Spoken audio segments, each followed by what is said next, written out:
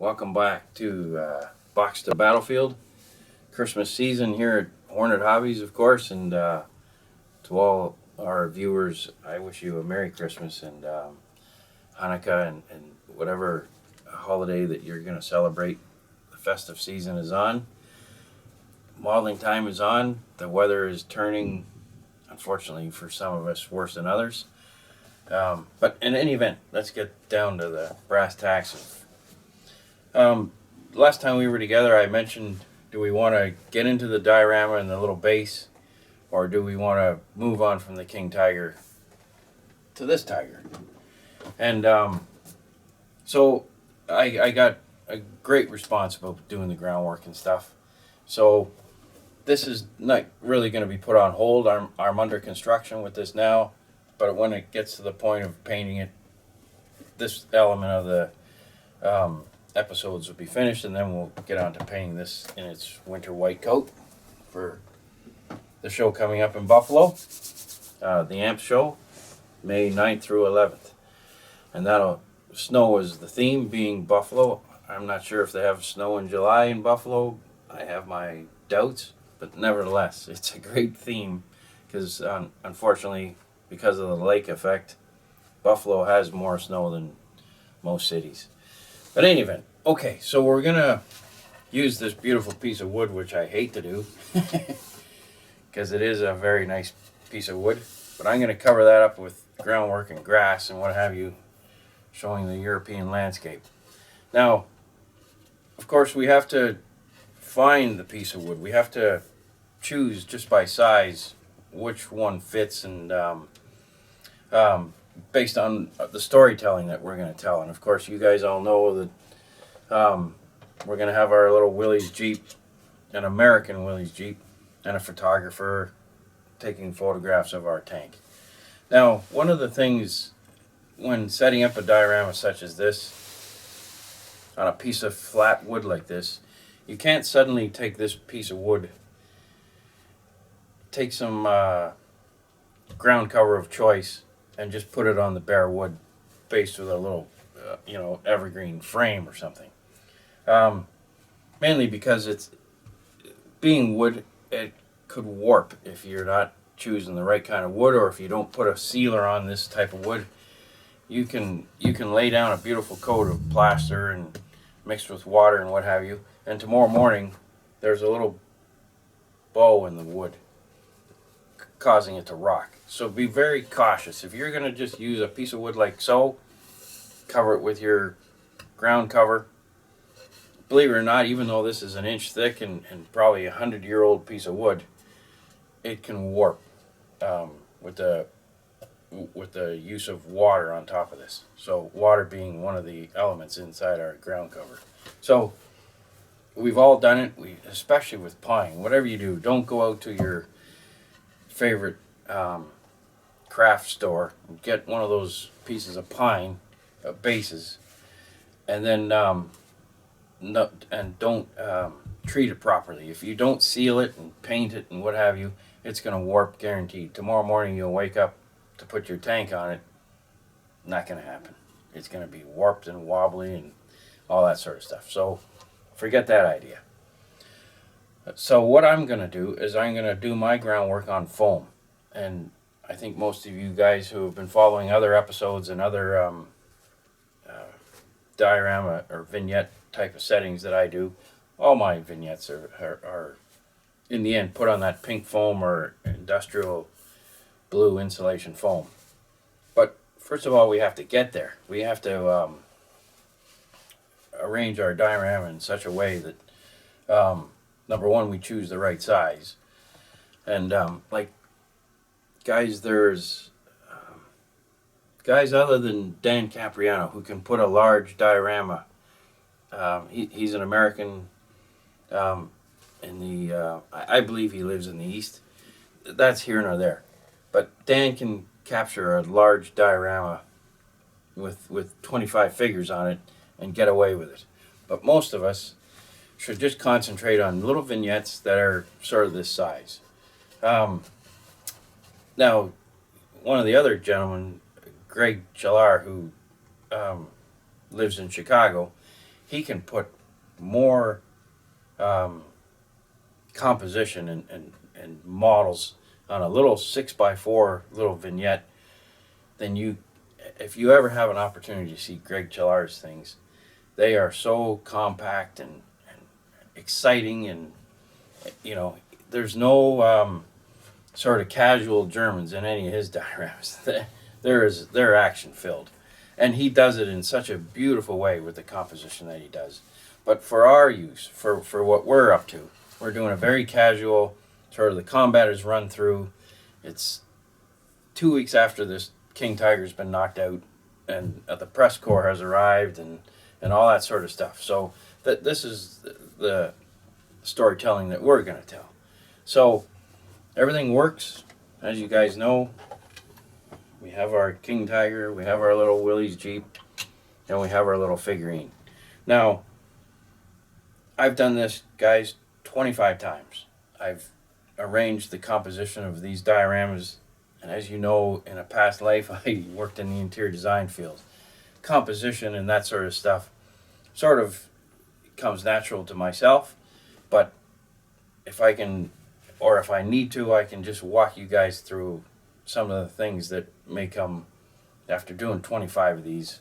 I'm pretty sure that Greg Chillard doesn't have to sit down with a game plan too much, other than position of figures and what have you. These vignettes just come naturally to those guys, such as Dan, and one of the guys who I haven't seen him do a little vignette yet is Scott Primo out of Minnesota. Scott is one of those guys who can paint figures and win best figure at a model show. He can, in the same afternoon, win best tank, and yet I've never seen him put together a little bit of storytelling. So I'm hoping, and I'm putting the word out to Scott, to make a little vignette, maybe a 3-figure vignette. I just think that it would be fabulous. He's such a great modeler. So hats off to Scotty, and hopefully one day soon he'll do a diorama or two. But in any event, let's get on with forget the chatter. And now, as you guys know, in the last episode, I think 15 or 14, I talked about having this completely done.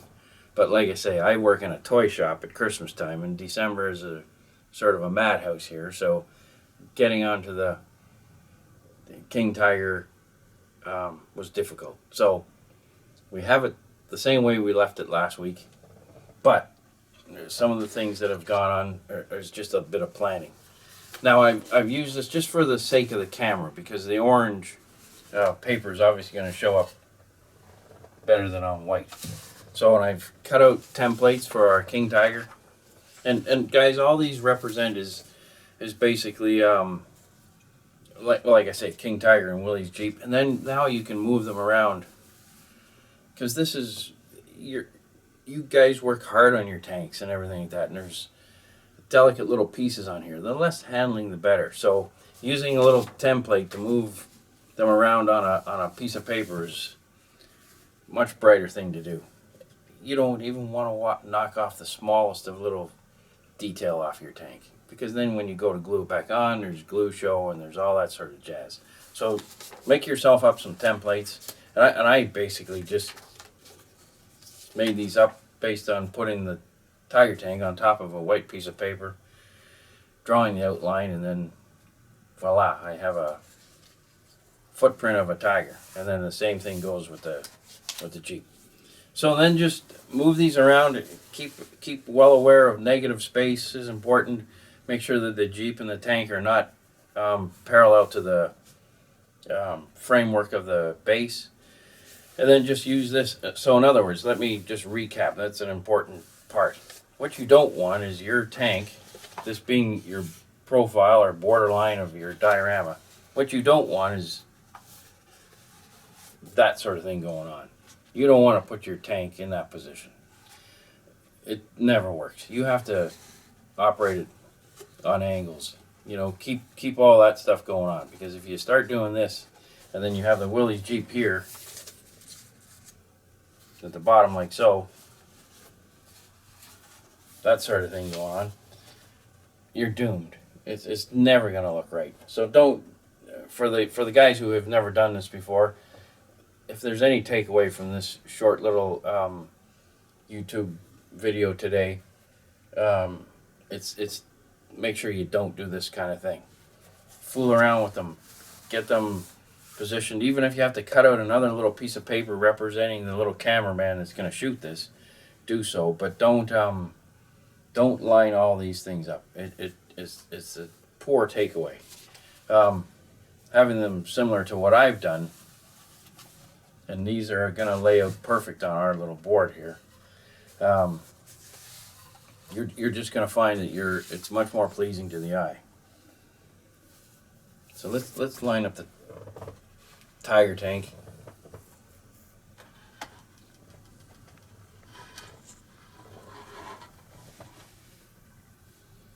Let's just see here. And we're going to maximize our little board here. Get the Willys out. This Willys Jeep has been a staging piece of my little vignettes for a little while. Made by Tony Bell, one of our local painters here. And if you only knew how much fitting and things that his little Willys Jeep does, boy, I should be paying him on the side. He's like a stuntman in a Tom Cruise movie, you know? But anyway, so then what we do is we have to build up a frame. So once we, if the cameraman wants to move in on that setting and see, there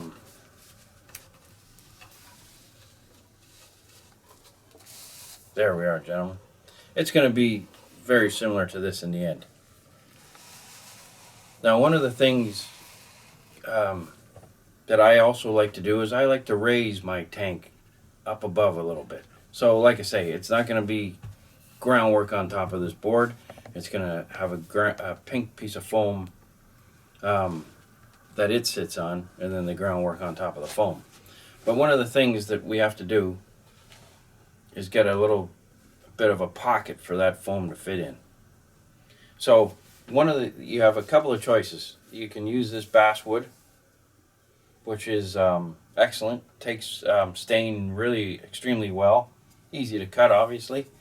But my preference is to use the Evergreen sticks. Now these Evergreen sticks in this length are not at every hobby shop, and I understand that. This one that I'm using now is product number 399, and it's there's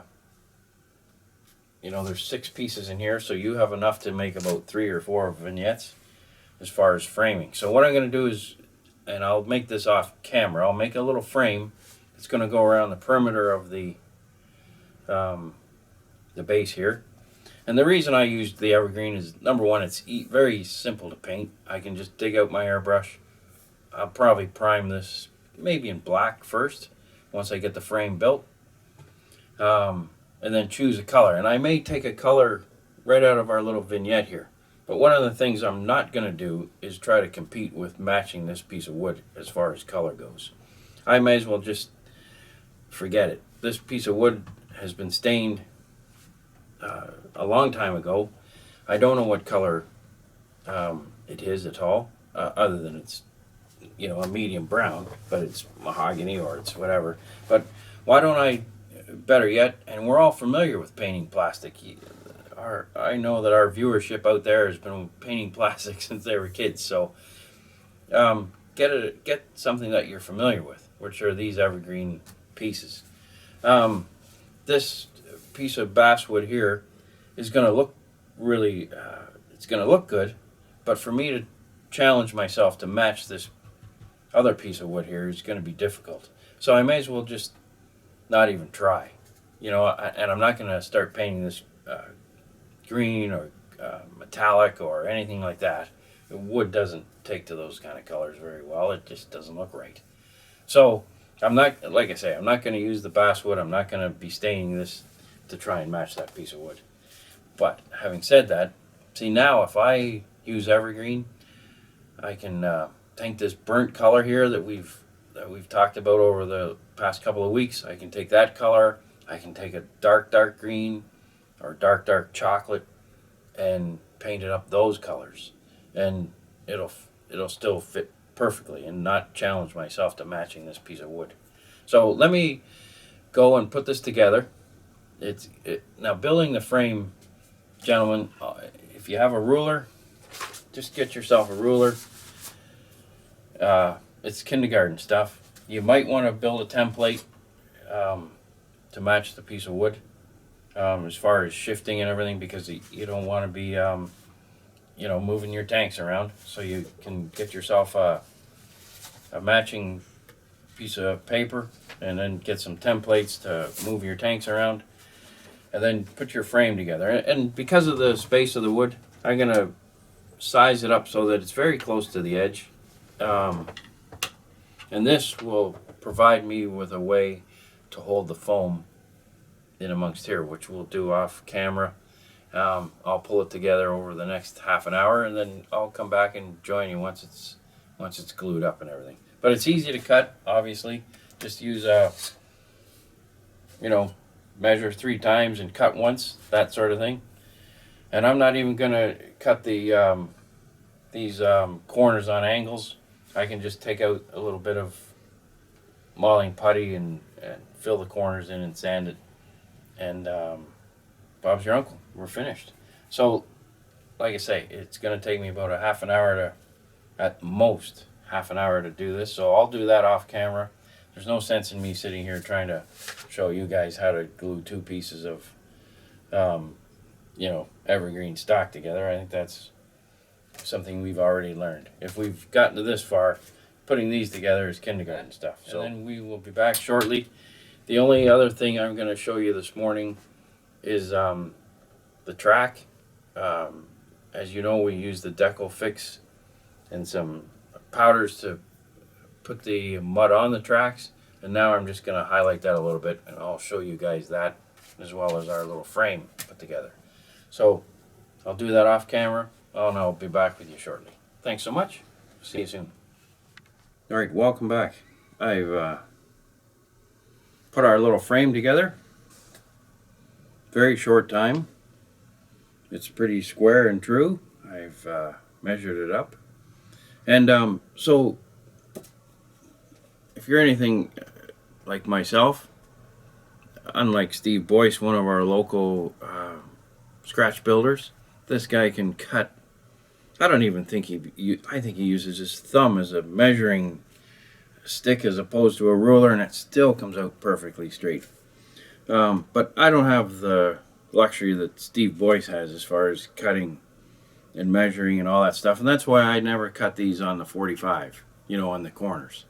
I just put the evergreen on top of this evergreen and just make a little frame like so, and then I'm much better at just puttying in and sanding that edge. And again, I'm going to do that off camera. But that's basically our little frame made out of our evergreen stock. So that's going to sit like so.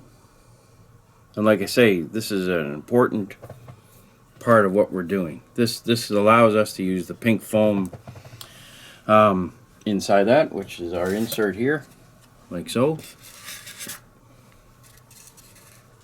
Presto, instant base. And then obviously our tank sits back up on here, and our little Willys Jeep, like so. Now, why do I use the pink foam or blue foam? As you can see, gentlemen, there's a piece of pink foam right there underneath this base that I built representing Sicily, and there's a little element there. Obviously you can't do any of this sort of jazz just by putting this on a piece of wood.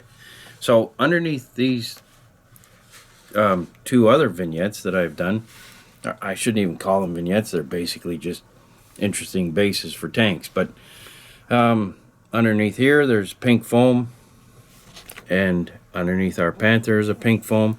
But then, as you guys know, one of the things you have to do is then frame the pink foam with our evergreen stock that we have hanging around as well. And I like to stay on, you can't do it with less than 20 thou. If you have 30 thou thickness sitting around, use it. And what it allows you to do is make these little contours. See, like the little cutting of the plastic that I've done, even to create the little road ruts. There's a little, cut of the plastic here, and then I have a great big one over here. So you put your evergreen on, and then you just cut it to match the contours of your little groundwork and a dried stream. So I've cut this evergreen stock to match the contours of the groundwork. Obviously that element is missing if you don't use a piece of pink foam. If the contours you can make out of polyfilla and all that sort of jazz, and then copy that profile onto your evergreen stock, and you've got a more eye-pleasing, interesting piece of groundwork. So that's why we have to raise them up, or that's why my preference is to raise them up, and then I just measure this to size as far as framing the pink foam, and then let the contours dictate the tops of this evergreen stock. So plus too, it obviously allows me to cut it down for making river beds and river edges, and I can keep the I can invent any contour that I need to do with the evergreen. So so keep that in mind, guys, when you're planning your thing. My king tiger here right now looks like it's on a flat piece of foam. Probably in the end it's going to be a little more interesting than that. There might be a little dried stream bed in here, or any sort of little thing like that, any little groundwork little thing that we could do to make the model a little more interesting. And also too, this is an old Tamiya set, the old farm set, probably came out in the late 70s, but it comes beautifully sculpted animals, and animals are quite often missing from our dioramas. But these little chickens, if I station a chicken up here or something, I can have the cameraman filming the chicken versus these bullet holes and that sort of stuff, or whatever. So you have little things like this that's probably been in your stash, because this kit's probably hard to find now from the Tamiya catalog. And they re-release a lot of things, but this usually is not on their list of re-releases. So if you've got this sitting at home, which if you've been a collector of these models for a long time, you probably have 2 or 3 of them. The rainy day has arrived, guys. We're sort of pushing all 50 now, and I'm nearly 60. Anything that you've collected over the years at IPMS shows or at flea markets at your club, little wells and little picture frame or window framing from Grantline and all that sort of stuff, and you say, yeah, I'm going to use that in a diorama one day. Well, that one day has now arrived. So, don't hold back any longer. Put these things in your little vignettes. Don't buy any more. Just carry on with all the little goodies that you already have. You've probably got stashes of them. So, anyway, back to the important part here. So there's how this is going to line up.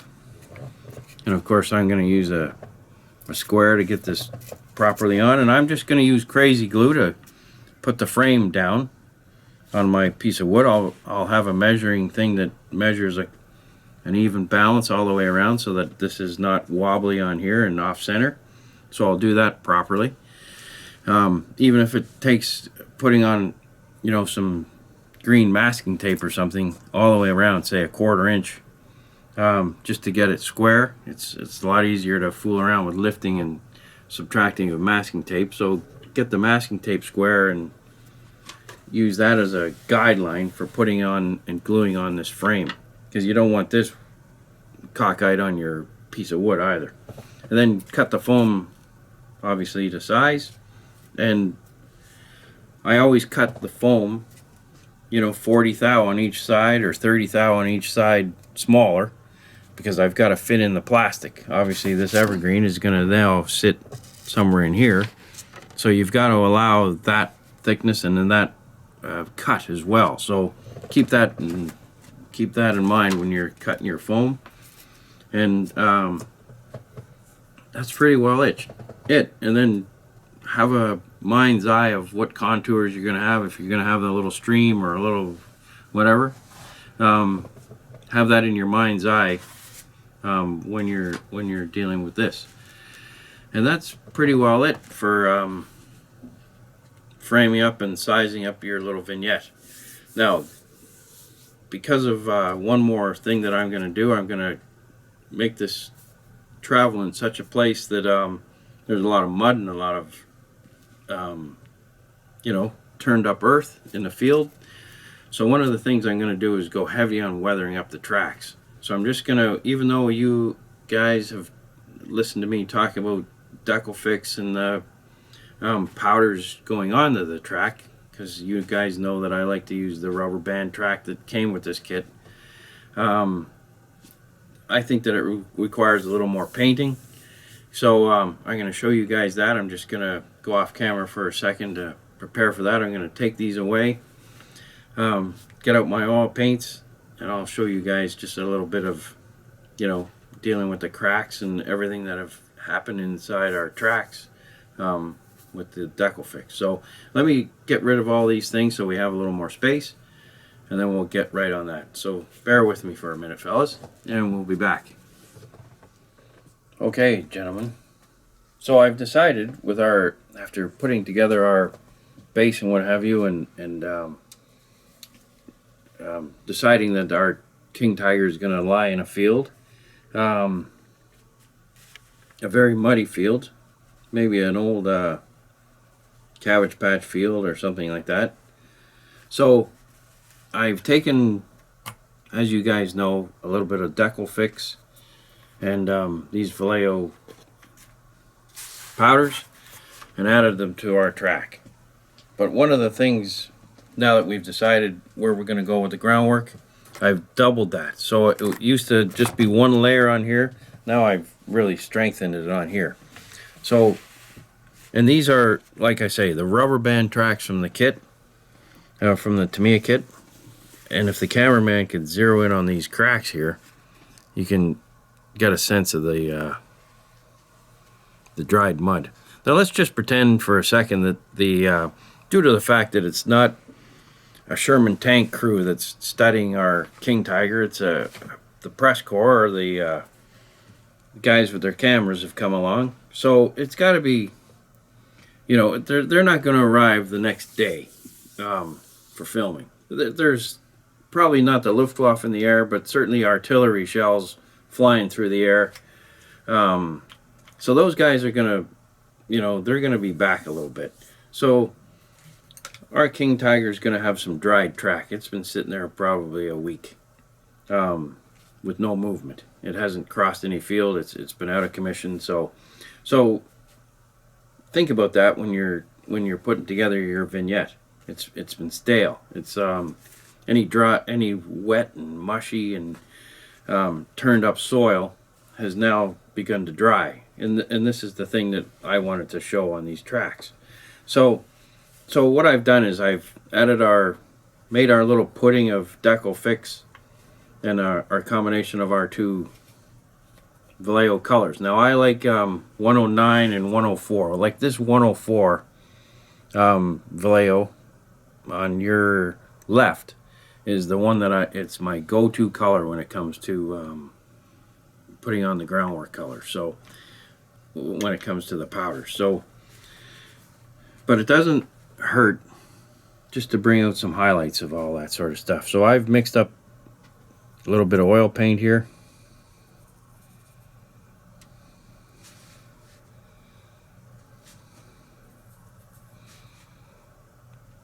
And this is 502. And I'm just going to touch a few of the highlights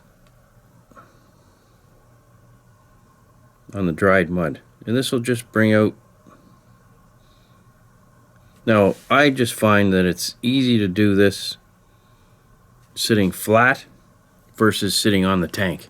Some guys I know want to put this on the tank and paint it on the tank. That's fine. No problem. It's just a matter of the way I've been doing stuff for 25 years. I just have all my things sort of separately and then add it all on. Now it's more work doing it this way because I don't know exactly which couple of links are going to be sitting out in the front of the tank or not. So there's all that going on that I can't predict. But just by stippling a little bit of color on here, just a little bit of highlight with my oil paints. And again, which colors did I use? This is buff, is the lightest color here. Industrial earth and ochre, all in the 502 range. And I just use Humbrol thinner for our carrier, for our thinner. And all I'm doing, gentlemen, is just touching a few of the points here. And if you guys can see,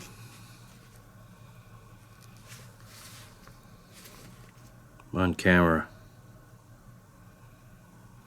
and using that decal fix, which is now my favorite for laying down powders with any sort of thickness. Obviously there's decal fixer on the market for just a loose sort of one layer of powders being laid on your tanks.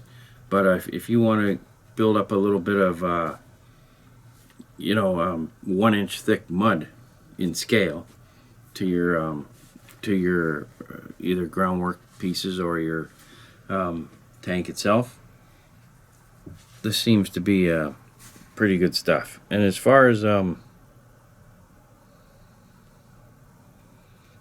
it coming off, look at how I can flex this.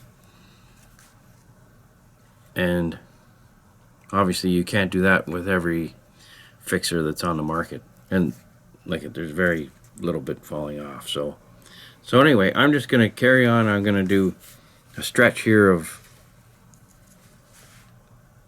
adding a little bit of color.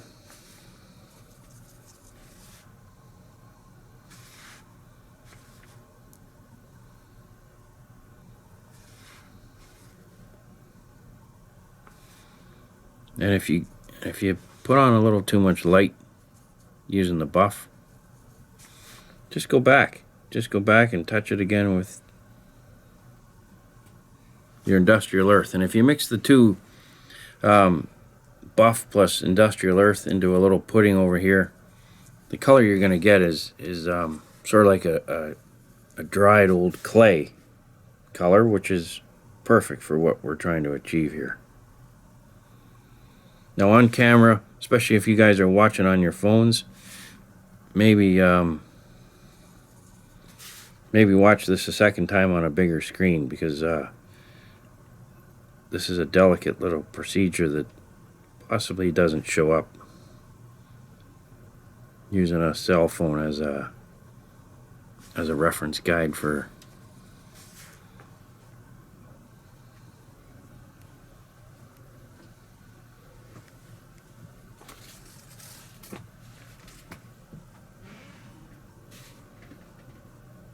and all I'm doing, gentlemen, is, like I say, just highlighting little edges of the crusties that are in and amongst the track here. And don't use the oil paints directly onto our powders here. You're gonna have to use thinner as a carrier, otherwise it just it's not gonna look right at all. So include the Humbrol thinner as you go, or thinner of your choice. Obviously MIG has that nice odorless thinner.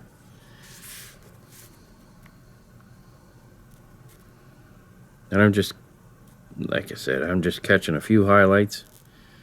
And what'll happen is in the next, between now and sort of New Year's, I'll be putting this track all together on the tank. And then there's obviously going to be the part of the track around the sprocket. And that might take a little more TLC. But as you can see, the little elements of the mud. And then I've added a bit of hemp string, cut into little 1/4 inch lengths and 16-inch lengths. And that's all being brought out here too. And if you want to touch it with a little bit of green, these little pieces of hemp, that's all right too.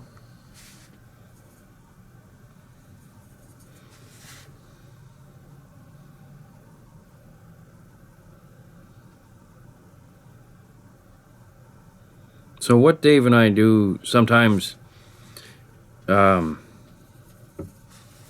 is sometimes go into great detail about painting with our oil paints. Sometimes you're gonna look at these sort of episodes and say, you gotta be kidding. No wonder it takes you guys, a month to paint your models. But is there anything wrong with that? At least we're modeling. And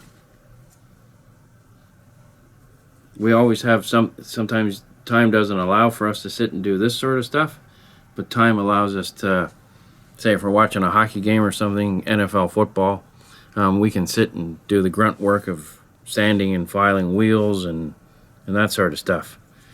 There's enough commercials in all of that type of programming on television that doing grunt work in front of the TV is not a bad thing either. But this little delicate procedure for bringing out highlights in mud usually requires a little closer TLC. So anyway, what I'll do is I'll just carry on off camera all the way down, and then like I say, once this gets wrapped around the sprocket, there might be certain elements hidden by the fenders and all that sort of stuff that create a shadow on top of this mud, just a shadow, and then some of the effects that I'm doing now are going to get lost. So what I'll do is fire up these same colors again and just touch with a little brighter, maybe a little bit more emphasis on this color, this lighter color. And so once they're on the sprockets, then we can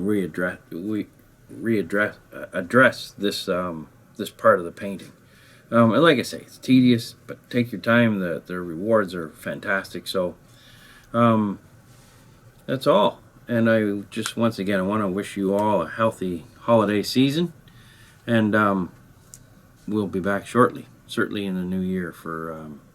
now let's hope that our King Tiger and our little Willie's Jeep diorama comes to a conclusion. You guys won't see the painted figure on our thing until February, because it's going to take me that long to sort of tie all that in. But certainly our Willie's Jeep and our King Tiger and our Groundwork and all that sort of stuff will be finished and completed shortly. And then myself will move on and paint that figure off camera, and then we'll tie it all together. But in between that time of painting the figure and the vignette being concluded, I'll be working on our beautiful tiger here. And so there might be a series of episodes just on painting this tiger, and then all of a sudden we'll pop back to the finishing touches on our little vignette. And that's just because it takes me a while to paint figures. So it's just, I think you guys are all aware of that the figures are the difficult part of this hobby and the ones that take the most time. So anyway, there we are. Once again, Happy New Year, and we'll see you in the new year. Thanks so much for watching, and we'll see you soon. Take care.